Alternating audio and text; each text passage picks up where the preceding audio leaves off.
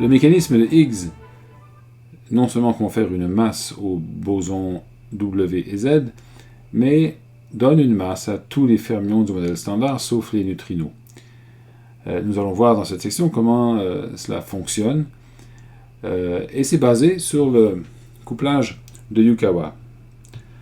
Bref, on a vu dans les chapitres précédents qu'on peut, étant donné des espèces de fermions de Dirac et un champ scalaire, définir un couplage entre les deux qui a cette forme, qui est invariant de Lorentz, et qui est aussi une interaction renormalisable, donc tout à fait légitime.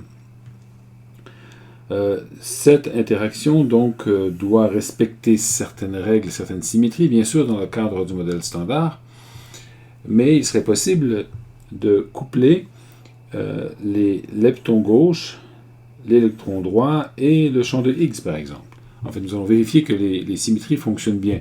Alors, on se place ici avant l'application du mécanisme de Higgs, donc dans la version 1.0 de l'univers, si vous voulez qu'on complète avec les différentes interactions possibles avec le champ de Higgs. Donc, le couplage possible avec le lepton gauche et l'électron droit prend cette forme. C'est un couplage de Yukawa parce que c'est bien deux fermions, un conjugué, un non conjugué et un champ scalaire. Cependant, il faut que ça obéisse aux symétries, que ça respecte les symétries de jauge SU2 et U1. Autrement dit, il faudrait que l'interaction soit invariante lors des transformations de jauge SU2. Ce qui veut dire que ça nous prend ici un doublet d'isospin faible et ici un autre doublet d'isospin faible. En fait, ici c'est un doublet conjugué et ici c'est un doublet normal. De sorte que lorsqu'on fait une transformation avec, en remplaçant phi par U fois phi et le lepton gauche conjugué par le lepton gauche conjugué fois U dag, U conjugué, eh bien on obtient un U dag U qui donne 1. Et donc ce terme est bel et bien invariant par transformation de jauge SU2. Il l'est aussi par transformation de jauge U1, c'est-à-dire que l'hypercharge totale de cette combinaison est égale à 0. Pourquoi? Parce que, donc, phi a une hypercharge 1. ER, selon ce tableau, a une hypercharge moins 2, ce qui fait moins 1. Et L a une hypercharge moins 1. Quand il est conjugué, c'est comme plus 1, et donc on a plus 1, moins 1, 0. Donc c'est une façon de vérifier que lorsqu'on multiplie par des facteurs de phase qui, encore une fois, dépendent de la position et du temps, ce sont des transformations de jauge, eh bien, cette interaction reste invariante. Bien sûr, ce terme tout seul n'est pas réel, il faut lui ajouter son conjugué complexe, comme ceci, et ce serait multiplié par une constante qu'on ne connaît pas a priori, donc un certain couplage, un paramètre, en fait, du modèle standard qu'on ne connaît pas a priori. Donc, ce Lagrangien d'interaction, nous allons lui appliquer maintenant la brisure spontanée de la symétrie, c'est-à-dire que nous allons remplacer le champ de jauge par sa valeur moyenne dans l'état fondamental. Donc auparavant, on va réécrire cette forme de manière plus explicite. Donc on a le doublet gauche ici, qui contient les neutrinos et électrons gauche. On a le champ de Higgs, qui est phi plus phi 0, comme ceci. Donc ce sont deux doublets, donc un conjugué, un direct, qui se multiplient. Et du point de vue des particules de Dirac, donc des indices de Dirac, bien sûr, ça c'est un scalaire, donc ça n'en a pas.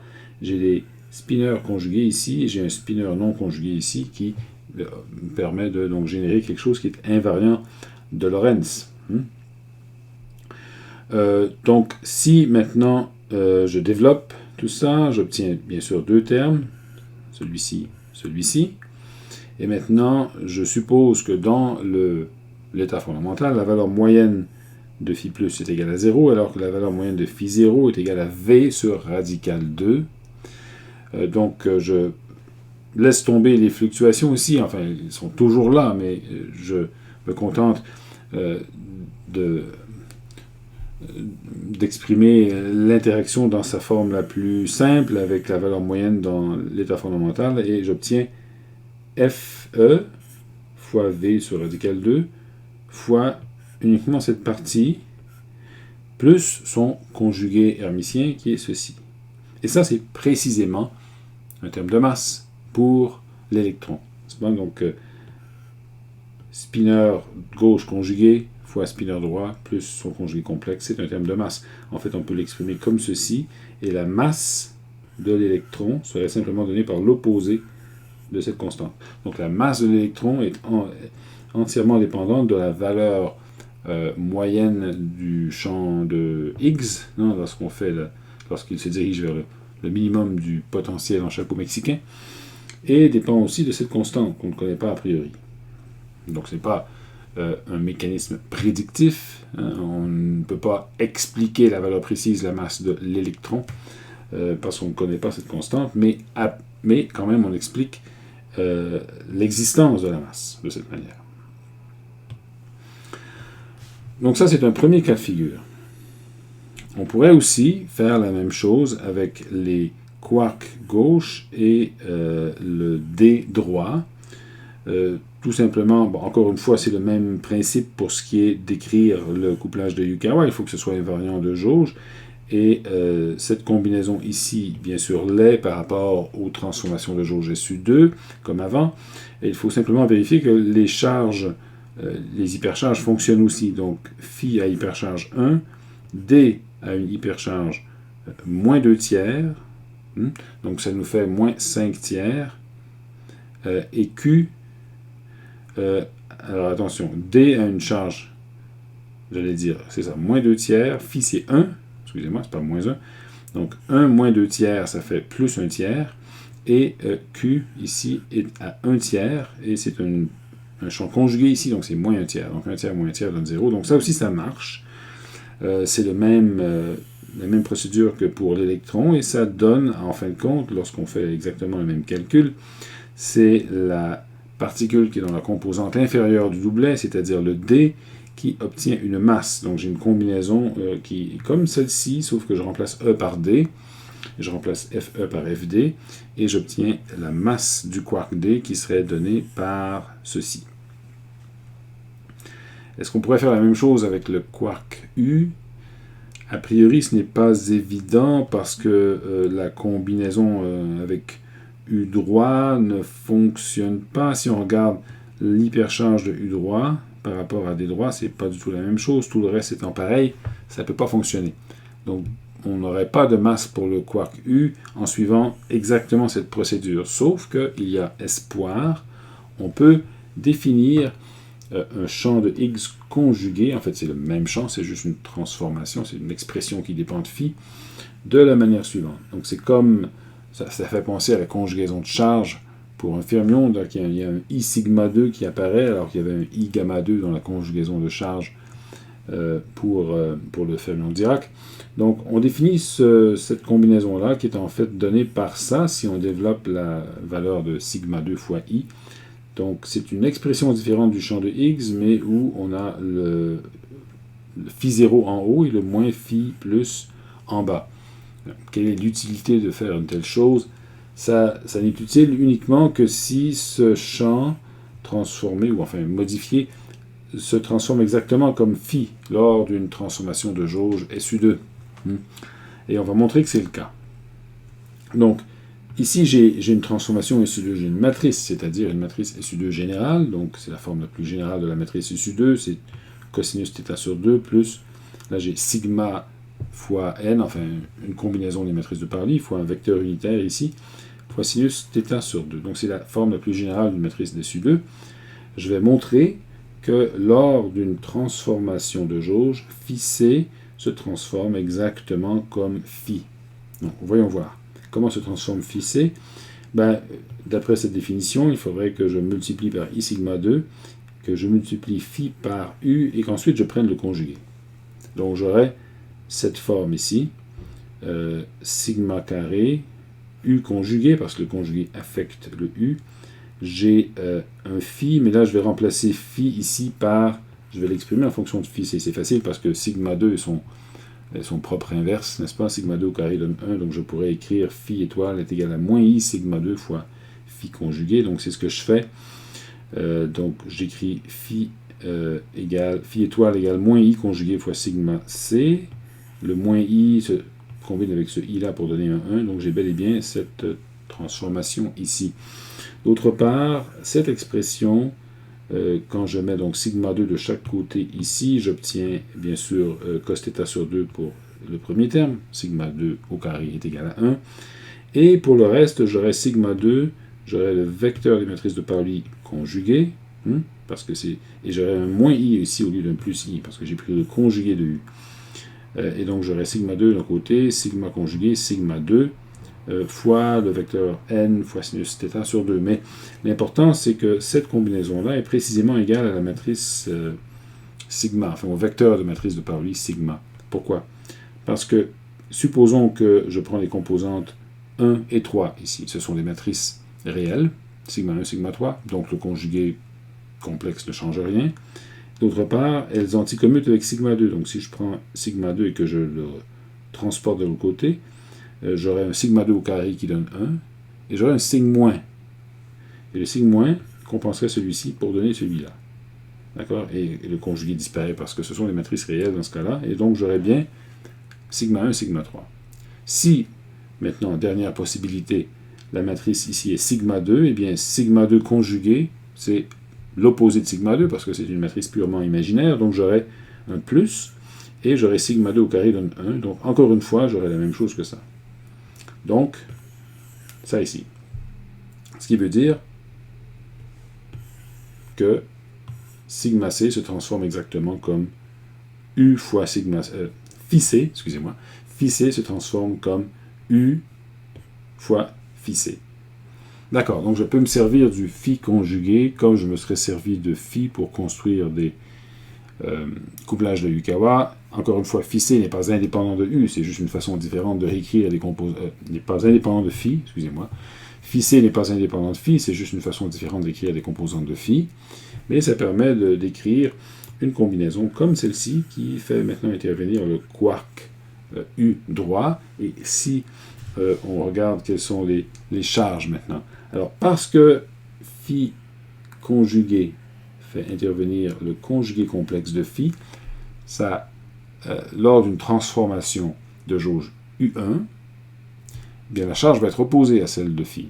Donc j'aurai une charge moins 1. Donc Y serait égal à moins 1 ici. Donc j'aurai moins 1, j'aurai 4 tiers, ce qui fait plus 1 tiers, et j'aurai le quark gauche ici, qui est 1 tiers, et qui donc devient moins 1 tiers quand il est conjugué. Et encore une fois, donc j'ai une hypercharge totale ici qui est nulle, donc cette forme est invariante de jauge U1. Comme elle est invariante de jauge SU2, parce que bien sûr, phi c se transforme comme phi avec la matrice U, de même que QL conjugué se transforme avec UDAG. Donc, ce terme est invariant de jauge SU2 fois U1, donc il est admissible, il est légal, possible. Et donc, je vais lui ajouter son conjugué hermitien, encore une fois. Et de cette manière, en l'écrivant de la façon la plus, encore une fois, comme ceci, eh bien, j'obtiendrai quelque chose d'un peu différent, bien sûr, parce que maintenant, j'aurais échangé les rôles de phi 0 et phi plus dans le phi conjugué. Et donc, c'est plutôt le terme équivalent à celui-ci, qui ferait intervenir qui ferait intervenir le quark U gauche et le quark U droit ensemble qui apparaîtrait. Et donc ce terme-là donnerait une masse au quark U non nul, okay, avec une formule similaire à celle-ci. Masse de U serait moins F de U fois V sur radical 2. Et donc on peut générer des masses pour les trois particules électrons droits, non, électrons en fait, quark U, quark D, qui figurent dans la première famille, sauf le neutrino. Le neutrino n'a pas de masse. Le pauvre neutrino n'a pas de partenaire droit dans la composition du modèle standard version 1.0. Dans tout ça, il n'y a pas de neutrino droit. S'il y avait un neutrino droit, d'ailleurs, bonne question, on y reviendra plus tard, mais il aurait forcément, et ce serait forcément un singulet. Et ce serait aussi, pour que ça fonctionne, une particule d'hypercharge nulle. Et donc si c'est un singulet et une particule d'hypercharge nulle, cette pauvre particule ne se couple ni à A, ni à B, enfin ni au champ de jauge A, ni au champ de jauge B, donc elle n'interagit avec rien en fait. C'est une particule fantôme. On y reviendra. Bon, alors résumons l'état des choses. J'ai un Lagrangien entre des fermions et le champ de Higgs, qui est formé de potentiel de Yukawa, et qui a cette forme. Donc j'ai les trois possibilités, numéro 1, numéro 2 et numéro 3, que je viens d'évoquer, qui chacune vont mener, quand je remplace phi par sa valeur moyenne dans le vide, à des termes comme ceux-ci, qui génèrent des masses pour l'électron, pour le quark U et pour le quark D. Si je voulais exprimer ces masses en fonction de la masse du W, je pourrais, parce qu'évidemment, V ici est une espèce de paramètre théorique et qui ne correspond pas facilement à quelque chose d'observable. C'est mieux de le traduire en fonction de, par exemple, la masse du W. Et si je fais ça, j'aurais plutôt ces expressions ici. Tout de même, toutes ces masses sont reliées à une constante de couplage Yukawa qui, a priori, est inconnue. Donc, ce sont des paramètres du modèle standard que l'on peut rejeter sur la masse, finalement. Donc, c'est comme si les masses de ces particules étaient des paramètres du modèle standard qu'on ne peut pas déterminer a priori. Bon, prochaine étape, maintenant, ajouter la famille numéro 2 et la famille numéro 3. On a tout fait ça dans le cadre d'une seule famille de fermions. Maintenant, on va ajouter les deux autres familles. En principe, le traitement est exactement le même pour les deux autres familles, donc je n'aurai pas besoin de répéter tout ce qu'on a fait jusqu'ici. Et pour garder une notation un peu commune et simple, je vais introduire un indice de famille. Donc le lepton gauche de la première famille, je vais l'appeler L1, donc ça contient le neutrino électronique et l'électron. Le lepton numéro 2 correspondrait au neutrino muonique et au muon, et le lepton numéro 3 au neutrino tauique et au tauon. D'accord? Et j'aurai même chose pour les quarks. J'aurai des doublets comportant U et D dans la première famille, C et S dans la deuxième famille, et T et B dans la troisième famille. Ainsi, je pourrais écrire ces fameux leptons comme ceci. Les leptons gauche, j'aurai des neutrinos A, EA. Donc ici, ce que j'entends par EA, c'est E, mu ou tau, selon que c'est E1, E2, E3. Donc j'introduis une notation indicielle pour les familles. De même, les doublets de quark, je les appellerai P et N. Enfin, c'est un peu comme proton, neutron, si on veut. Donc j'aurai P1 qui est égal à U, P2 C, P3 est égal à T, et alors que N1 c'est D, N2 c'est S, N3 c'est B, donc les 6 quarks différents. Bon, alors qu'est-ce que ça change du point de vue des couplages de Yukawa? Du point de vue de ce qu'on a fait avant, des courants chargés, des courants neutres, ça va ajouter des termes à ce courant. Chaque famille va contribuer, ça va apporter sa contribution identique en forme à celle de la première famille au courant chargé et au courant neutre et au courant électromagnétique. Donc ça, c'est pas difficile à concevoir. Ce sont des couplages de Yukawa qui amènent une complication intéressante. C'est-à-dire que je pourrais supposer que les fameux couplages F, que j'appelais FE, FU, FD, sont maintenant des matrices. C'est-à-dire que rien ne l'interdit, en fait, parce que du point de vue des transformations de jauge, ça ne change rien que je fasse une transformation de jauge sur un fermion de la deuxième famille par rapport à la première famille. C'est la même transformation de jauge. Et donc, chacun de ces termes ici serait également invariant de jauge, également renormalisable, etc. La différence, c'est qu'ils peuvent mélanger des familles différentes. Rien ne l'interdit, donc, si ce n'est pas interdit, pourquoi ne pas l'écrire, n'est-ce pas? Il y a ce principe qu'on appelle la loi de Gell-Mann sur la démocratie et le totalitarisme. C'est une blague, bien sûr. Cette loi de Gell-Mann dit que si ce n'est pas interdit, ça peut se produire. Ça, c'est la démocratie. Et le volet totalitarisme de la loi, c'est que si ce n'est pas interdit, ça doit se produire. Donc, en fait, si un terme dans une théorie des champs n'est pas interdit par des symétries ou d'autres considérations de ce genre, le terme n'a pas de raison de ne pas être là, il doit être là. Et donc, ces couplages, forcément, doivent exister sous forme de matrices. C'est juste qu'on ne connaît pas toutes les composantes de ces matrices. Ça complique un peu les choses. Donc on aurait un Lagrangien entre fermions et Higgs qui aurait cette forme, et tout ce qu'on a fait précédemment ne semble pas s'appliquer maintenant. Comment est-ce qu'on sort de ce dilemme? Bon, alors on va introduire cette notation, c'est-à-dire au lieu d'écrire F fois V sur radical 2, on va simplement écrire ça comme une espèce de masse. Ce n'est pas une masse, en fait c'est une matrice de masse. Donc une matrice de masse, c'est pas la même chose tout à fait.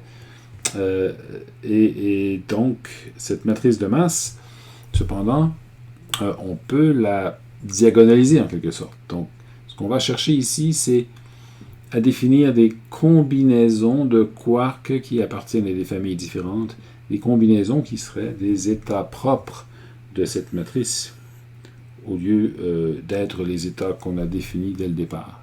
Okay. Donc, comment peut-on faire cette diagonalisation? La matrice M n'est pas hermitienne. Donc, ce n'est pas une matrice qui, en principe, est diagonalisable à l'aide d'une seule matrice unitaire. Mais, comme toute matrice, elle peut être traitée par une transformation biunitaire, ce qui est un nom différent de quelque chose que vous connaissez déjà. Si vous avez fait, par exemple, méthode numérique et simulation ou d'autres cours de ce genre, vous savez ce que c'est qu'une SVD. Donc en info quantique aussi, on se sert beaucoup des SVD. Donc ça, c'est de l'anglais, bien sûr, c'est Singular Value Decomposition, c'est la décomposition en valeurs singulières. Alors, qu'est-ce que ça dit? Ça dit que toute matrice M peut être écrite comme le produit d'une matrice unitaire S par une matrice diagonale, que j'appelle MD, fois une autre matrice unitaire, que j'appelle T conjuguée. Ça, c'est universel. Toujours vrai. Donc, je prends ce théorème mathématique que je ne démontre pas ici. En fait, je le démontre dans les notes. Si vous êtes curieux, vous allez voir dans les notes. C'est pas très dur. Donc, je prends cette décomposition ici et j'écris ce que j'avais auparavant. Donc, avec ces matrices de masse, j'ai vraiment des termes de masse qui ressemblent à ça avec une matrice ici. Donc, ils auraient une forme qui, si je prends simplement, par exemple, l'ensemble des électrons, enfin des leptons de type électronique, donc j'ai l'électron, muon, tau, n'est-ce pas, qui forment une espèce de spinner multiplet. Alors, cet ensemble-là, je l'appellerais ici psi R pour la partie droite, psi L pour la partie gauche, et je l'appellerais psi prime. Okay. Alors là, je vais faire une espèce de saut de notation qui va peut-être vous embêter, mais prenons toutes les particules qu'on a vues jusqu'à présent dans ce chapitre, c'est-à-dire tous les fermions. Okay. Ils ont tous leurs symboles. Okay. Eh bien, on va prendre tous ces symboles-là et on va rajouter un prime. Et on va maintenant avoir des symboles identiques sans les primes pour désigner plutôt des combinaisons de ces fermions. Donc les états qu'on a, ou les champs qu'on a considérés jusqu'à présent, je vais les appeler les états propres de jauge, parce que ce sont les champs qui se couplent de manière bien définie au champ de jauge à travers les courants chargés ou courants neutres. Autrement dit, les fameux courants neutres qu'on a vus ne mélangent pas les différentes familles. Chaque famille a sa contribution au courant neutre ou au courant chargé. Et c'est en fonction de ces fameux champs qui maintenant sont affublés d'un prime. Et je vais appliquer à cette matrice ici, qui est la matrice de masse, cette décomposition en valeur singulière. Donc je vais l'écrire comme ceci. Et en fin de compte, je vais définir des nouveaux champs que j'appelle psi, qui sont simplement donné par cette relation psi' est égal à S fois psi, psi' R est égal à T fois psi R, donc psi' L est égal à S fois psi L. Donc cette façon d'écrire, je pourrais être un peu plus explicite bien sûr, parce que chacun des psi représente soit les électrons, les quarks P ou les quarks N. Non? Donc je pourrais écrire ça comme ça, ici. Donc pour chacun de ces triplets de champs ou de particules, j'aurai une matrice unitaire différentes en principe, qui me permettent de définir des nouveaux champs en fonction des anciens. Et les anciens, encore une fois, j'insiste, ce sont ceux qui portent maintenant un prime. Et ça, j'ai ça pour les particules gauches, et j'ai ça pour les, enfin, je devrais dire les champs gauches et les champs droits. D'accord? Et cette façon de faire me permet de passer de cette forme à celle-ci. L'avantage de cette forme, c'est que la matrice MD est diagonale. Donc, les champs qui apparaissent là-dedans, donc en tant que champs dans un Lagrangien, vont apparaître de manière quadratique diagonale. Okay? Donc, c'est comme si on trouvait les modes propres d'un système oscillant. C'est toujours pour interpréter correctement ces champs en tant que particules, il faut que ce soit des modes propres. Donc, il faut qu'ils contribuent de manière diagonale au Lagrangien. Je ne commencerai pas à mélanger dans un terme quadratique deux champs différents parce que ça ne correspond pas à une particule bien définie. Ça, c'est un concept important. Donc, ces matrices diagonales contiennent des véritables masses et ces champs psi, maintenant, sont ce que j'appelle les états propres de la masse. Okay, cool. Donc, en ce qui concerne le Lagrangien de Dirac, qui contient la dérivée, les matrices gamma, ça ne fait rien, ça ne change rien, puisqu'il a exactement la même forme suite à cette transformation unitaire. C'est une transformation unitaire dans l'espace des familles. Donc j'ai une somme sur les familles avec les Lagrangiens de Dirac, une expression quadratique, puis je fais cette transformation unitaire dans l'espace des familles. Ça a toujours la même forme en tant que Lagrangien de Dirac après. Ce qui va changer, c'est le couplage au champ de jauge. Mais pour le Lagrangien de Dirac, ça a le mérite de rendre les termes de masse diagonaux. Donc là, j'ai des particules bien définies. Okay? Et c'est ces nouvelles particules, les champs qui sont ici, pardon, ceux-là, excusez-moi, ces champs-là, qui sont les particules physiques qu'on détecte, qui ont une masse bien définie, qui se propagent d'une manière bien définie. Ce que ça a comme conséquence, par exemple, c'est que les courants chargés et neutres ne seront plus les mêmes qu'avant. Donc, regardons le courant chargé pour les quarks, uniquement pour les quarks. L'expression ou la contribution des quarks à ce courant chargé est ce qu'on avait déjà vu auparavant, sauf qu'on n'avait pas utilisé les primes, n'est-ce pas? On aurait quark gauche, uniquement les particules gauches contribuent au courant chargé, c'est l'interaction faible. Donc j'aurai les Q' maintenant, et j'ai gamma mu sigma plus, et ça revient à dire, à cause de la forme de sigma plus, bien sûr, sigma plus, souvenons-nous-en, c'est cette matrice, okay, que ça revient à écrire ici P gauche prime, N gauche prime. P, encore une fois, c'est la rangée U, C, T des quarks. N, c'est la rangée en dessous, donc les quarks D, S, B. Donc j'ai cette forme. Maintenant, je substitue ce que ces trucs valent en fonction des transformations unitaires. Donc j'aurai une matrice unitaire Sn ici et une matrice SP DAG. Okay, que je pourrais, évidemment, je pourrais prendre cette matrice et la ramener ici, puisque cette matrice agit dans l'espace des familles. Elle n'agit pas dans l'espace sur les indices de Dirac, elle n'agit pas sur la couleur, elle n'agit que dans l'espace des familles, même pas sur l'isospin faible. Donc, je peux prendre cette matrice, la ramener de ce côté-ci, et ça me donnerait une matrice forcément unitaire, 3 par 3. Parce que ces matrices S sont des matrices 3 par 3, parce que j'ai 3 familles. Donc, j'ai une matrice U unitaire, qui maintenant apparaît dans le courant chargé. Cette matrice U, on pourrait la paramétriser puisqu'elle est unitaire. Il y a plusieurs façons de paramétriser les matrices unitaires en fonction d'angle. Okay? Donc là, c'est une façon compliquée de l'écrire. C ici et S veut dire cosinus et sinus. Et quand j'écris 1, 2, je fais référence à un certain angle. Donc je pourrais ici définir des angles qui s'appellent θ 1, 2, θ 1, 3, θ 2, 3, qui sont des angles qui caractérise un peu la rotation entre les différentes familles, et C ici veut dire cosinus, S veut dire sinus. Okay. Et j'ai même, en plus de ça, des facteurs que je ne peux pas réduire à des cosinus ou des sinus, qui sont ces facteurs exponentiels ici, okay, qui ont une certaine importance.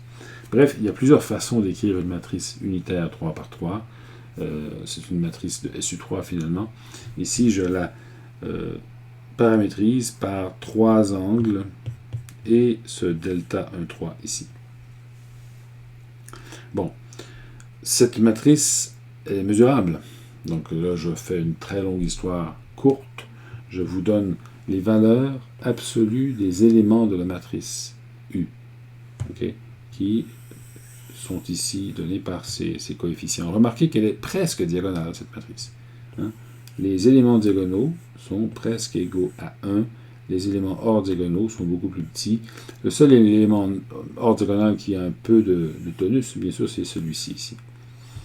Donc, cette matrice, donc, Kobayashi-Maskawa a valu un prix Nobel à ses auteurs, mais elle provient d'une matrice plus ancienne qui n'avait que 2 familles. En fait, c'est avant qu'on découvre la 3e famille de quarks.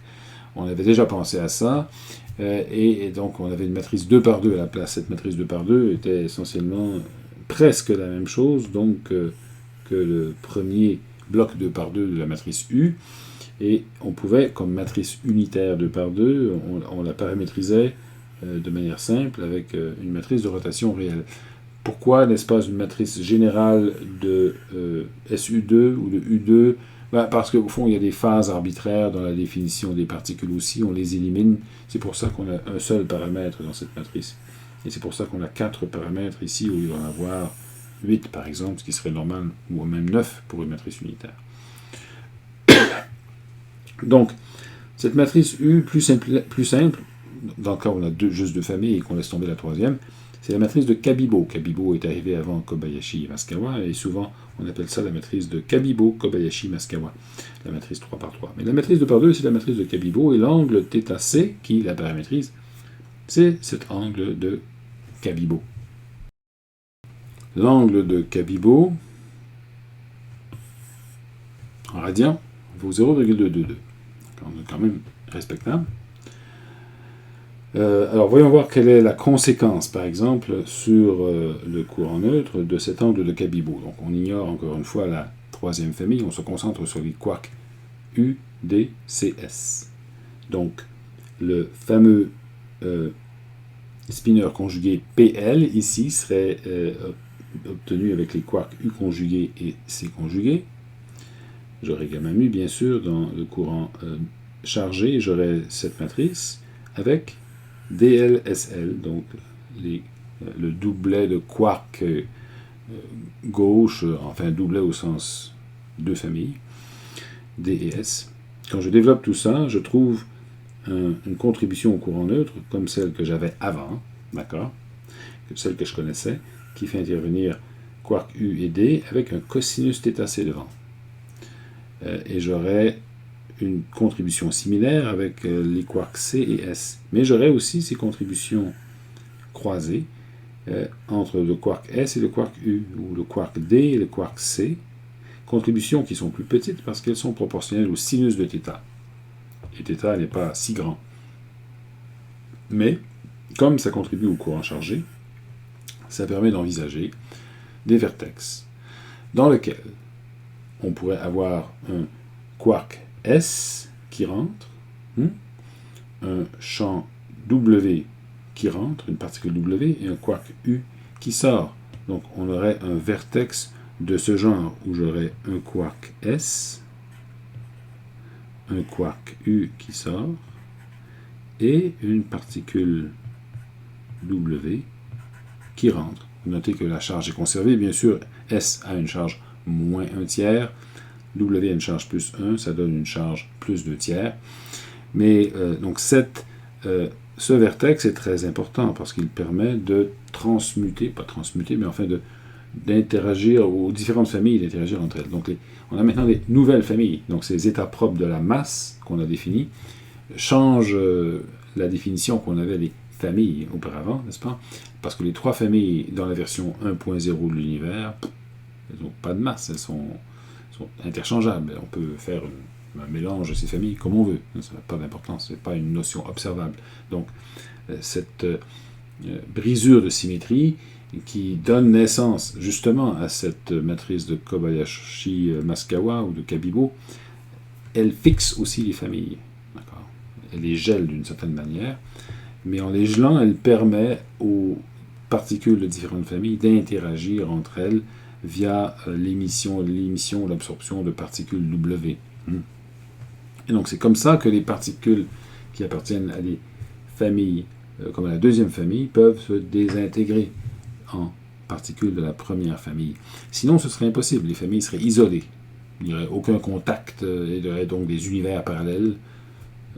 Sauf pour le fait que, bien sûr, les familles pourraient interagir avec les courants neutres. Je veux dire, il y aurait bien sûr une interaction entre ces familles du point de vue électromagnétique et tout, mais les particules de la deuxième famille seraient absolument stables.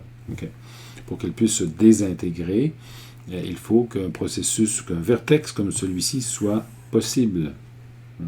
Comme ça, un baryon ou un méson qui contient un quark S n'est pas éternel. Le quark S peut disparaître via ce vertex. On va bien sûr voir quelques exemples de ces processus de désintégration en fonction de ces mélanges de familles dans les applications qu'on va faire en travaux dirigés.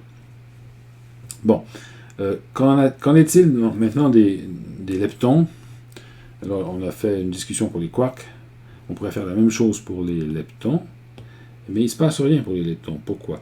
Parce que pour les leptons, j'ai cette espèce de, encore une fois, de contribution au courant neutre qui fait intervenir les états propres de jauge, qui maintenant s'expriment comme ceci en fonction des états propres de masse, sauf que les neutrinos ne jouissent pas de ce mécanisme de masse, n'est-ce pas? Donc, j'ai cette matrice unitaire SE, et je vais simplement l'appliquer sur les neutrinos. Je vais définir un nouveau champ ou une nouvelle combinaison des familles de neutrinos avec la matrice SE conjuguée comme ceci. Et à ce moment-là, j'écris le courant chargé ou la contribution des leptons au courant chargé simplement comme ceci, sans qu'il y ait de matrice U ici ou de l'équivalent d'une matrice de Kobayashi-Maskawa dans cette expression. Donc pour les leptons, ça ne change rien. Pourquoi? Parce que les neutrinos, de toute manière, étant sans masse dans ce modèle, la notion de famille, pour eux, n'a pas d'importance jusqu'à ce qu'on gèle les familles avec cette matrice pour les électrons. On peut simplement l'appliquer aux neutrinos, et voilà, ça finit la question. On a quelque chose ici qui est parfaitement diagonal en famille. Pour ce qui est des courants neutres maintenant, ou courants électromagnétiques, eh bien, les courants neutres sont diagonaux. C'est-à-dire qu'en fonction de l'isospin faible, j'ai des matrices diagonales ici. Donc, lorsque je les écris explicitement, j'aurai neutrinos conjugués avec neutrinos, électrons conjugués avec électrons, etc., etc. Donc, quand j'applique maintenant ces nouvelles expressions pour les particules, donc les états propres de masse, j'aurai des matrices unitaires ici, mais j'aurai la matrice unitaire opposée de l'autre côté. La même. Et comme ce sont des matrices unitaires et qu'elles commutent avec gamma mu, bien sûr, ça disparaît. Et j'ai une expression pour le courant neutre qui est exactement la même en fonction des états propres de la masse que celle qu'on avait en fonction des états propres de jauge. Donc cette histoire de matrice de Kobayashi-Maskawa n'affecte que le courant chargé. Les interactions faibles, courant chargé, rien d'autre. Ça n'affecte pas, bien sûr, les interactions fortes, la QCD, etc. Donc il n'y a rien là-dedans qui dépend de la couleur. Donc les états propres de masse qui sont ici se comportent exactement de la même manière que les états propres de jauge en ce qui concerne les transformations de jauge de la QCD, bien sûr. Et du point de vue électromagnétique, c'est pareil parce que le courant électromagnétique est aussi un courant diagonal. Voilà, merci de votre attention.